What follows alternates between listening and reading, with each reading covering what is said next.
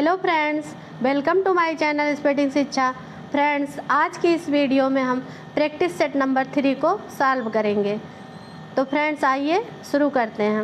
हमारा पहला क्वेश्चन है लाइफ चांसेज 1979 बुक किसकी है। लाइफ चांसेज 1979 में जो लिखी गई थी ये बुक किसकी है। ऑप्शन है Turner, Randall Collins, Ralf Dahrendorf, Max Weber. Answer है ऑप्शन सी, रॉल्फ डेरेनडॉर्फ।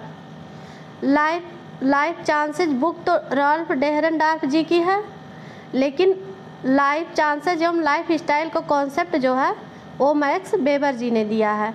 तो कंफ्यूज मत होइएगा कि लाइफ चांसेज एवं लाइफ स्टाइल का कॉन्सेप्ट मैक्स वेबर जी का है, बाकी बुक जो है ये रॉल्फ डेरेनडॉर्फ की है। क्वेश्चन नंबर 2, समाजशास्त्र के विकास में बौद्धिक कारकों के अंतर्गत निम्नलिखित में से किसका योगदान है।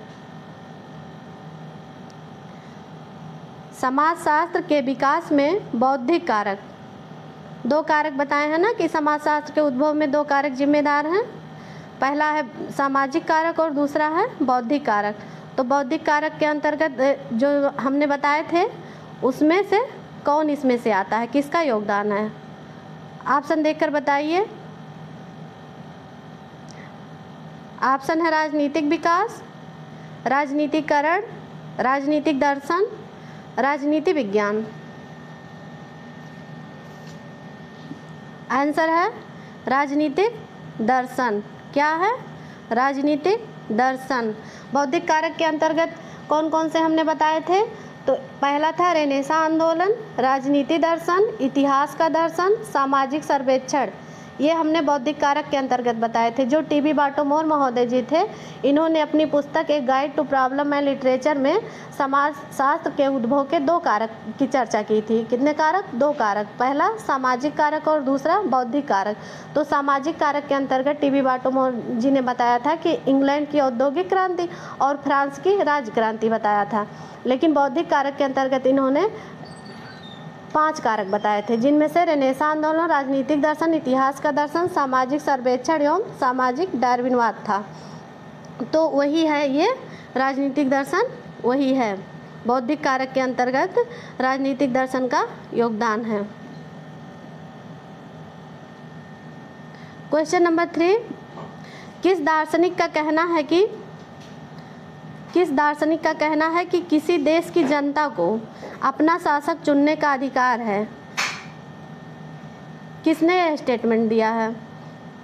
ऑप्शन है Voltaire, Jean Jacques Rousseau, Thomas Hobbes, John Locke. हमारा आंसर है option B, Jean Jacques Rousseau. Question number 4, कथन है टाउनसेंड ने बल देकर कहा है कि वस्तुनिष्ठ रूप में गरीबी को केवल सापेक्षिक वंचन के रूप में परिभाषित किया जा सकता है। ये कथन है टाउनसेंड जी ने दिया है कि वस्तुनिष्ठ रूप में गरीबी को केवल सापेक्षिक वंचन के रूप में परिभाषित किया जा सकता है। कारण है समाज लोगों की आवश्यकता तथा खाद्य सामग्री के उपभोग का निर्धारण करता है। आंसर बताइए। ए और आर दोनों सही है तथा सही स्पष्टीकरण है। ए आर दोनों सही है लेकिन सही स्पष्टीकरण नहीं है। ए सही है, आर गलत है। ए तथा आर दोनों गलत है। ये क्वेश्चन बहुत बार एग्जाम में बना हुआ है और अभी हाल ही के राजस्थान टेट में 2023 में ये क्वेश्चन आया हुआ था। और इस क्वेश्चन का ये एक है कि ये मतलब जहाँ भी आप जितनी जगह पढ़ेंगे कहीं कुछ आंसर रहेगा, कहीं कुछ आंसर रहेगा। तो ये क्वेश्चन बहुत कंफ्यूज करता है कि वास्तव में इसका सही आंसर क्या होगा। कहीं पर दिया रहेगा कि ए आर दोनों सही है, सही स्पष्टीकरण है, कहीं पर स्पष्टीकरण नहीं है, कहीं पर ए सही है, आर गलत है। मतलब जितनी जगह पढ़िए उतने आंसर देखने को मिलते हैं। लेकिन फाइनली हमने इसको क्लियर कर लिया, क्योंकि जब ये राजस्थान टेट में ये क्वेश्चन आया तब उसमें था इसका ऑप्शन नंबर बी सही माना गया है। क्या माना गया है? बी सही माना गया है कि मतलब कथन तो दोनों सही हैं, ये भी सही हैं और ये भी सही है, कथन और कारण दोनों सही हैं, लेकिन इनकी व्याख्या सही नहीं है। तो यही ऑप्शन आप लोग क्लियर कर लीजिए, यही सही होगा। क्वेश्चन नंबर 5, संगठन संघर्ष के अखाड़े हैं, यह स्टेटमेंट किसका है? संगठन संघर्ष के अखाड़े हैं, यह कथन किसका है? ऑप्शन है Randall Collins, Lewis Coser, Max Weber, Ralf Dahrendorf. हमारा आंसर है option A, Randall Collins.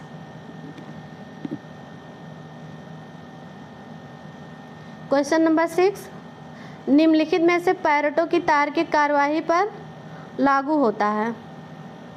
Pareto की तार्किक कार्यवाही पर लागू होता है, क्या लागू होता है? ऑप्शन है व्यक्तिपरक तार्किक क्रिया, उद्देश्यपरक तार्किक क्रिया, ए व बी दोनों, उपरोक्त में से कोई नहीं। पैरेटो ने दो प्रकार की क्रियाओं की बात की है, एक तार्किक क्रिया, एक अतार्किक क्रिया। तो इनकी जो तार्किक क्रिया है उस पर कौन सा लागू होता है? व्यक्तिपरक तार्किक क्रिया या उद्देश्यपरक तार्किक क्रिया या दोनों या कोई नहीं? ये भी क्वेश्चन बहुत कंफ्यूज करता है। हर जगह आपको कई जगह कई आंसर देखने को मिलेंगे, कहीं पर ए बी दोनों सही माना जाता है, तो कहीं पर व्यक्तिपरक माना जाता है, तो कहीं पर उद्देश्यपरक तार्किक क्रिया माना जाता है। लेकिन इसका सही आंसर है उद्देश्यपरक तार्किक क्रिया। क्वेश्चन नंबर 7, अर्थशास्त्र को समाजशास्त्र की दासी किसने कहा है? अर्थशास्त्र को समाजशास्त्र की दासी किसने कहा है? ऑप्शन है रॉबर्ट बीरस्टीड, बिकस्टीड, बॉटोमोर, स्मेल्सर। आंसर है बिकस्टीड। रॉबर्ट बीरस्टीड से कंफ्यूज मत होइएगा, ये स्टेटमेंट बिकस्टीड का है। इन्होंने अर्थशास्त्र को समाजशास्त्र की दासी कहा है। कहीं कहीं रॉबर्ट बीरस्टीड भी लिखा रहता है, तो लेकिन उससे कंफ्यूज मत होइएगा क्योंकि ये बिकस्टीड ने कहा है, बिकस्टीड महोदय जी ने ये कहा है। क्वेश्चन नंबर 8, अगस्त कॉम्ट जी के विज्ञानों के वर्गीकरण में जटिलता से सरलता का कौन सा क्रम है? जैसा कि हम लोग जानते हैं कि विज्ञानों के संस्करण की बात कॉम्ट जी करते हैं, तो उन्होंने ये क्रम दिया था सरलता से जटिलता का। लेकिन अब की बार जो 17 जून 2023 को जो अब की नेट का एग्ज़ाम हुआ है, उसमें क्वेश्चन घुमाकर पूछ लिया। बहुत लोगों का जल्दबाजी में ये गलत भी हो गया कि जटिलता से सरलता का क्रम पूछ लिया था, और वैसे हम लोग इसको सीधी सरलता से जटिलता में याद किए हम, तो जल्दबाजी में कन्फ्यूजन हो गई। तो जटिलता से सरलता का क्रम कौन सा रहेगा? हमारा ऑप्शन नंबर सी सही होगा। पहले समाजशास्त्र, जैव विज्ञान, रसायन विज्ञान, भौतिक विज्ञान, खगोल विज्ञान और गणित। और जब सरलता से जटिलता का क्रम पूछा जाएगा तो इसी का उल्टा हो जाएगा, पहले गणित आ जाएगा, फिर खगोल विज्ञान, फिर भौतिक विज्ञान, फिर रसायन विज्ञान, फिर जैव विज्ञान, फिर समाजशास्त्र आएगा जब सरलता से जटिलता का क्रम पूछा जाएगा। देखिए क्वेश्चन कैसे बन जाते हैं, थोड़ा सा घुमा दिया जाता है तो जल्दीबाजी में दिमाग काम नहीं करता है और आते हुए भी क्वेश्चन गलत हो जाते हैं।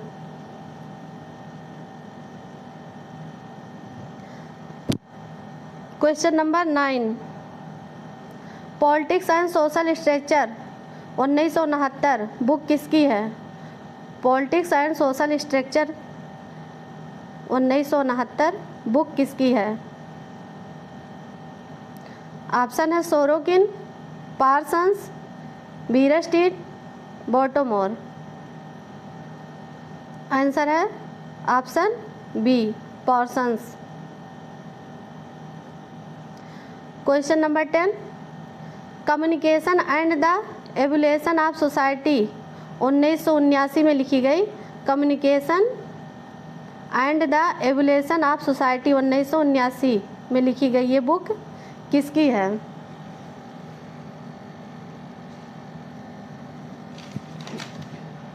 ऑप्शन है अल्थुजर, कार्ल मार्क्स, हैबरमास, डेहरेनडॉर्फ। आंसर है ऑप्शन सी, हैबरमास। अब की जो 17 जून को जो 2023 में जो एग्ज़ाम हुआ है नेट का, उसमें इनकी पुस्तक पूछी थी थ्योरी ऑफ कम्युनिकेटिव एक्शन। ये पुस्तक पूछी थी कि theory of communication action book किसकी है, तो हैबरमास जी की है।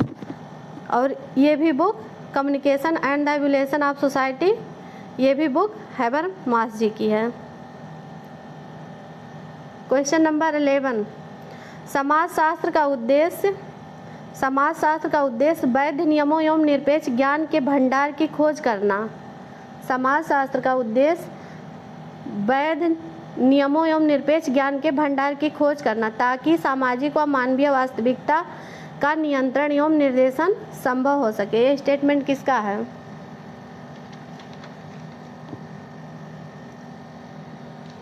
ऑप्शन है र्यूटर एवं हार्ट, वार्ड, किंग्सले डेविस, टॉनीज।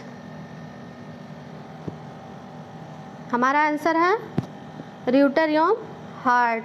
ये स्टेटमेंट र्यूटर एवं हार्ट जी का है। र्यूटर एवं हार्ट जी ने समाजशास्त्र की विषय वस्तु को 3 भागों में बांटकर उसका अध्ययन किया है।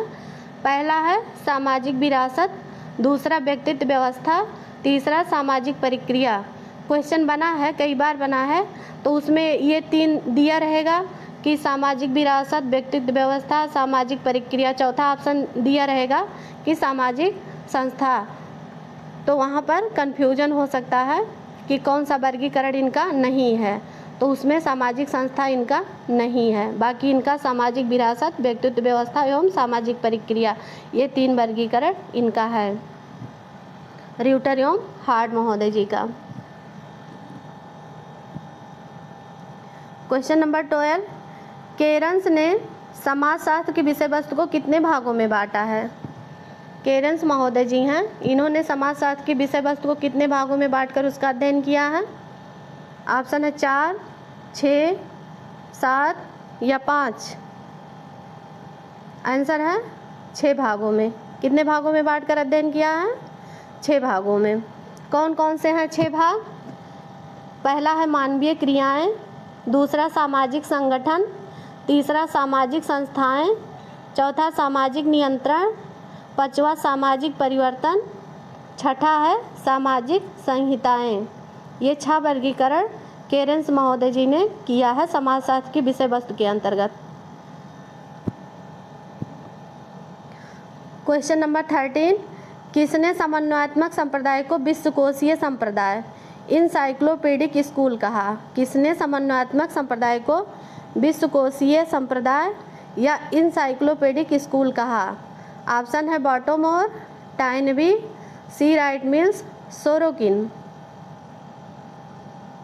हमारा आंसर है ऑप्शन ए, बॉटोमोर। टीबी बॉटोमोर जी ने समन्वयात्मक संप्रदाय को विश्वकोशीय संप्रदाय या इनसाइक्लोपीडिक स्कूल कहा, बॉटोमोर जी ने।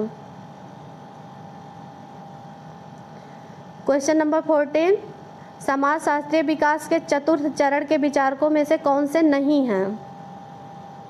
जो चौथा चरण है, समाजशास्त्र के विकास के 4 चरण बताए हैं हमने पिछली वाली वीडियो में, एक्सप्लेन किया है मैंने डिटेल से। अगर आपने नहीं देखा तो प्लीज़ उसको देख लीजिए जाके। तो वहाँ पे समाजशास्त्र के उद्भव के 4 चरण बताए गए हैं, पहला चरण, दूसरा, तीसरा और चौथा। तो जो चतुर्थ चरण के विचारक थे उसमें से इनमें से कौन सा नहीं है? ऑप्शन में से कौन से नहीं है? ऑप्शन है Auguste Comte, Herbert Spencer, Montesquieu, यूक्विनास। तो कौन से नहीं हैं? यूक्विनास महोदय जी नहीं है। ये कौन है? ये द्वितीय चरण के थिंकर हैं। कौन है? द्वितीय चरण के विचारक हैं यूक्विनास और दांते महोदय जी। एक है दांते महोदय जी। तो ये दोनों लोग द्वितीय चरण के विचारक हैं। प्रथम चरण के विचारक अरस्तु और प्लेटो जी हैं। अरस्तु और प्लेटो जी हैं प्रथम चरण के विचारक। द्वितीय के एक्विनास दांते और तृतीय चरण के थॉमस हॉब्स, लॉक और रूसो जी हैं। तृतीय चरण के हॉब्स, लॉक और रूसो जी हैं। चतुर्थ चरण के Comte, Herbert Spencer, Montesquieu, Karl Marx, ये सब विद्वान चतुर्थ चरण के हैं। क्वेश्चन नंबर 15, समाजशास्त्र के उद्भव हेतु दो क्रांतियाँ। समाजशास्त्र के उद्भव हेतु दो क्रांतियाँ मुख्य रूप से जिम्मेदार हैं। पहली फ्रांसीसी क्रांति और दूसरी औद्योगिक क्रांति। इनमें से औद्योगिक क्रांति किससे प्रभावित थी?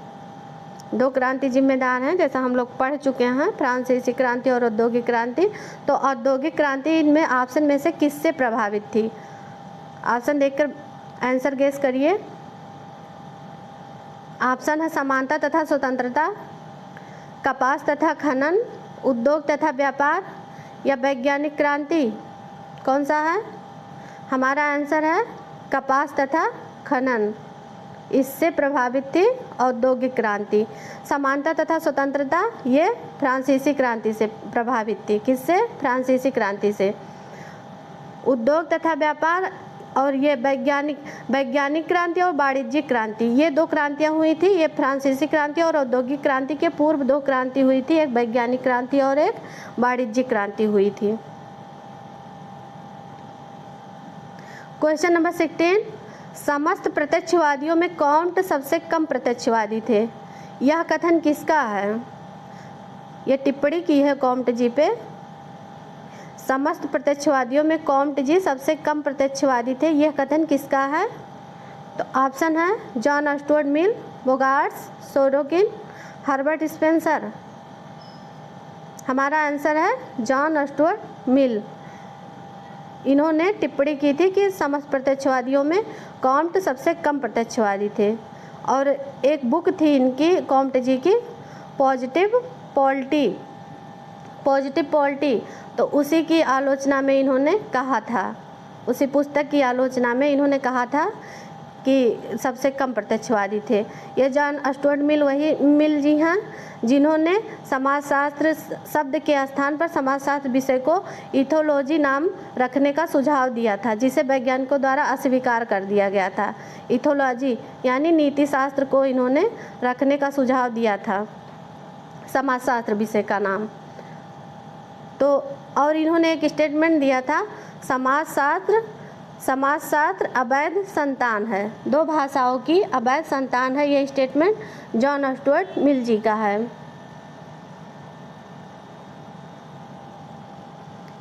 क्वेश्चन नंबर 17, सामाजिक शरीर शास्त्र, सामाजिक स्वरूप शास्त्र, सामाजिक शरीर शास्त्र, सामाजिक स्वरूप शास्त्र, सामान्य समाजशास्त्र। समाजशास्त्र की विषय वस्तु के अंतर्गत यह वर्गीकरण किसका है?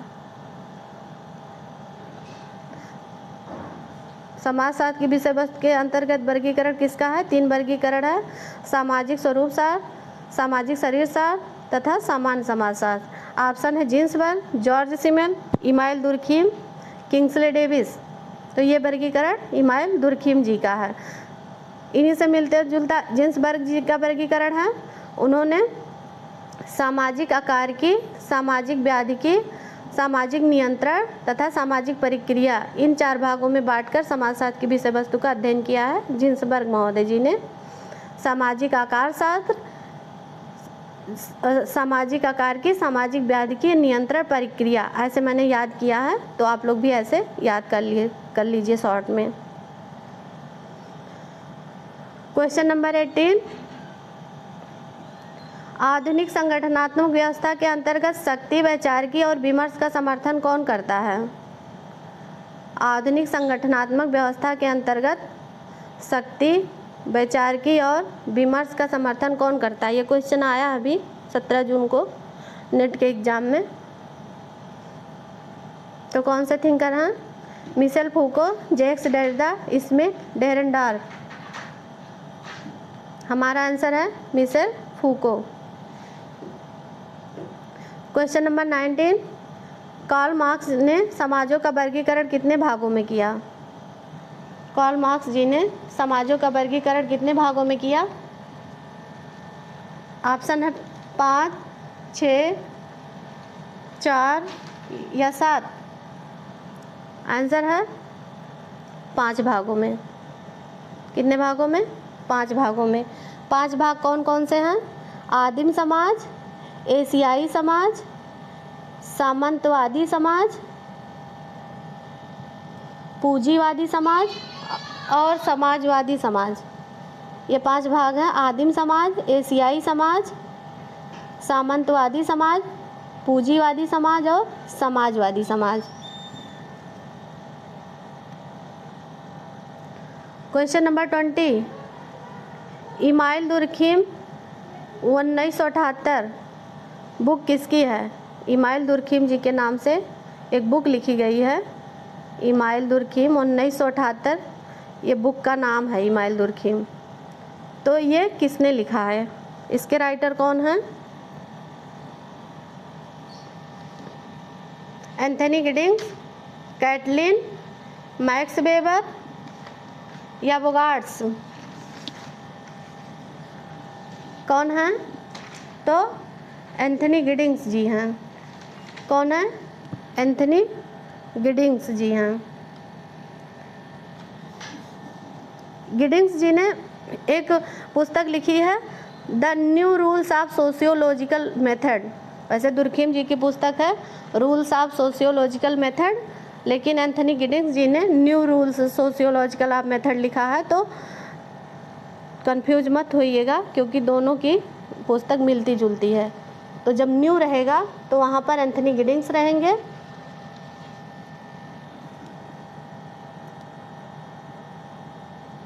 तो फ्रेंड्स,